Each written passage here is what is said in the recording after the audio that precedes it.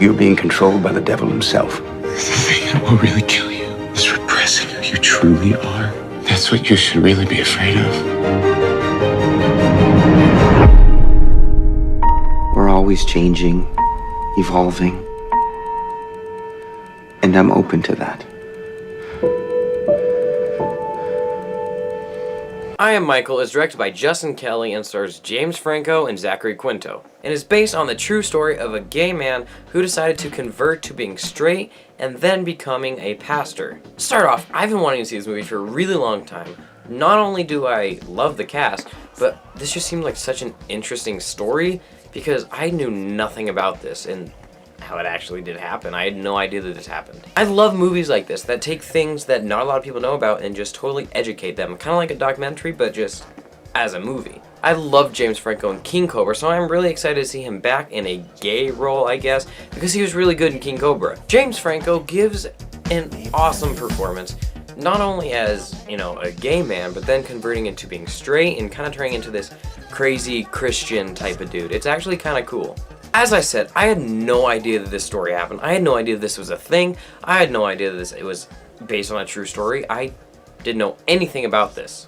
It is rentable on Xfinity, and I would say to rent it if you have no idea what this is and what the story is about. I Am Michael is a little bit jumbled, how it brings in plot points and then makes it a big deal and then just kind of leaves them there. Movies nowadays have been doing that a lot. They try to be more complicated than it needs to be, and then once they bring in all of these things, they immediately forget about them, and then the audience is just left with a dumbfounded look on their faces. Zachary Quinto and Emma Roberts also do a very good job in this movie, very specifically Zachary Quinto, because he is a straight man playing a gay role that's a very feminine gay role, and he totally sells me on it. There isn't much to say about I Am Michael. It's just kind of, it's shallow, it's very thin plotted, it's just kind of like the two-dimensional face of the story, because there is a lot more to the story, I just know it. It ends on a very good note for the audience, at least. For the characters, not so much, but for me it ended on a pretty decent and kind of like an F you know. I Am Michael sort of plays it safe and doesn't really give the total unhinged story that the story really is. They could have gone a lot deeper in with how his parents died and how his dad died right next to him and how he could have this heart disease that his dad had.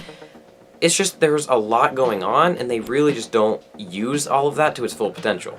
Minus a ton of flaws, I Am Michael is still very entertaining, has decent direction, a great cast, and a pretty interesting story. And this movie did just piss me off, just how this dude completely transferred from being this gay spokesperson to a straight pastor. It just goes to show how this movie really did do that whole part right, but it may leave countless things just kind of laying there and not do anything else with it.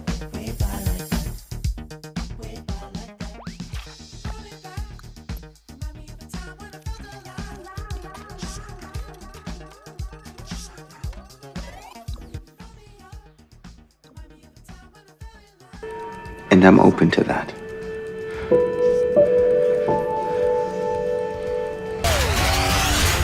Let me ask you, if you were a white male, would you wish to be an engineer?